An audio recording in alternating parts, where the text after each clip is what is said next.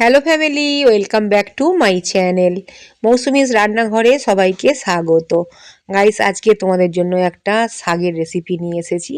বেতো শাক নিয়েছি। বেতো শাকটা গাইস নর্মালি শীতের সময়ই পাওয়া যায়, তো তোমরা খেয়েও, খুব উপকারী শাক। যে কোনো শাকেরই অনেক গুণাগুণ আছে, তবে বেতো শাকটা আমার নিজের ভীষণ ভালো লাগে, খেতে ভীষণ টেস্টি। শুধু সেদ্ধ করেও তোমরা খেতে পারো, এত ভালো লাগবে খেতে। যাই হোক, এখানে বেতো শাকটা একদম কেটে ধুয়ে রেডি আছে। পাতাগুলো নিয়েছি, ডাঁটাগুলো ফেলে দিয়েছি, ডগগুলো কেটে নিয়েছি, আর নিচের দিকের পাতাগুলো নিয়েছি। ঠিক আছে, পাতাগুলোই নিও, ভালো লাগবে। আর কি বলবো তোমাদের, মানে বেতো শাকটা আমার এত ফেভারিট না গাইস, আমি দেখলেই আগে কিনে নিই। যাই হোক, কিছু সবজি নিয়েছি।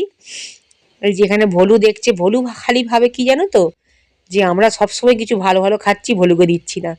ভলু হ্যাংলা সঙ্গে সঙ্গে চলে আসে। যাই হোক, রান্নায় আমায় হেল্প করছে আজকেও জুন ঘোষ। তো তার জন্য সবার প্রথম না গাইস, কড়ায় তেল দিয়ে দিচ্ছে। খুব কম পরিমাণ তেল দিও, বেশি তেলেতে অ্যাকচুয়ালি লাগে না গাইস, জানো তো।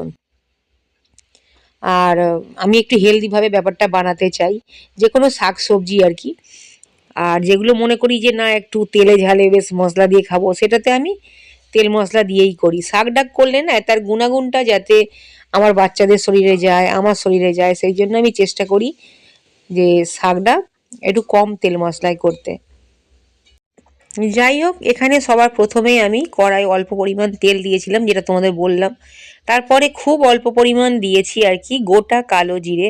কালো জিরেটা যখনই গাইস ভাজা হয়ে যাবে না, তখন এতে আমি কিছু সবজি দিয়েছি। পেঁয়াজ কালি দিয়েছি ছোট করে কেটে, তারপরে দিয়েছি এতে বেগুন, তারপরে দিয়েছি এতে সিম, শীতের সবজি আর কি। তো তোমরা এতে চাইলে না গাইস অল্প পরিমাণ আলু দিতে পারো, নতুন আলু ভালো লাগবে।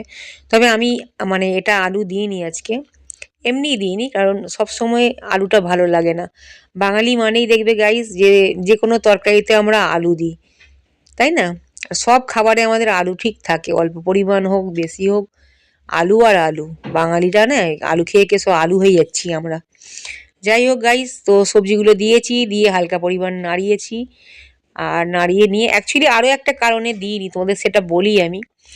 যেটা হচ্ছে যে বেগুনটা না এই বেতো শাক তো এটা, বেতো শাক রান্না করলে এমনিই না খুব সুন্দর ঘাঁটা ঘাঁটা হয়ে যায়, গলে যায়।